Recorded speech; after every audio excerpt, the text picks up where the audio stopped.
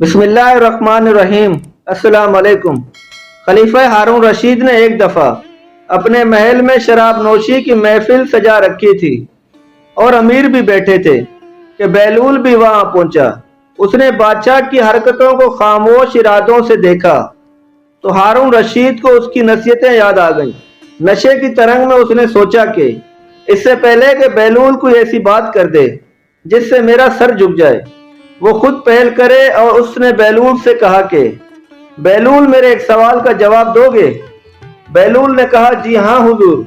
हारून रशीद ने सवाल किया कि बैलूल, ये बताओ कि अगर कोई शख्स अंगूर खा रहा हो, क्या वो हराम है? बैलूल ने जवाब दिया कि बिल्कुल नहीं हुजूर। हारून ने कहा कि अगर वो अंगूर खाकर पानी पिए? तो बैलूल ने जवाब दिया, जनाब कोई हर्ज नहीं है। हारून ने आगे कहा कि अब यही शख्स अंगूर खा के पानी पीकर धूप में बैठ जाए? तो फिर बैलूल ने जवाब दिया कि मोहतरम, कोई मुज़ायका ही नहीं है, जितनी देर चाहे बैठे। फिर आगे फरमाया कि तो फिर बैलूल, तुम खुद ही बताओ कि यही अंगूर और पानी कुछ अरसा धूप में रखे जाएं तो हराम क्यों हो जाते हैं? हारून रशीद ने बड़े फख्र के साथ अपना फलसफा बयान किया।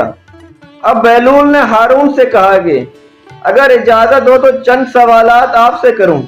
हारून ने कहा, हाँ करो, इजाजत है।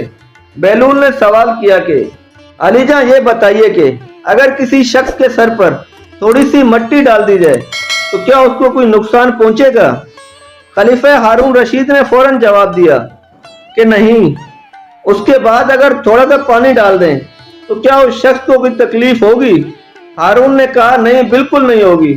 फिर बैलूल बोला कि अगर उस मिट्टी और पानी को मिलाकर एक ईंट बनाई जाए और उस शख्स के सर पर मारी जाए तो क्या नुकसान होगा? तुम भी अजीब बातें करते हो बैलूल। हारून हंसा और कहा कि उसका तो सर ही फट जाएगा।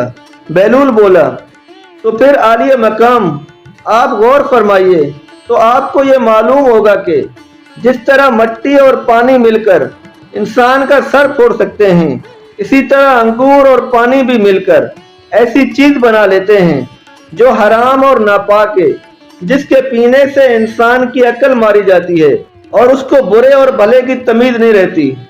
इसलिए इस्लाम ने इसके पीने वाले पर सजा वाजिब की है।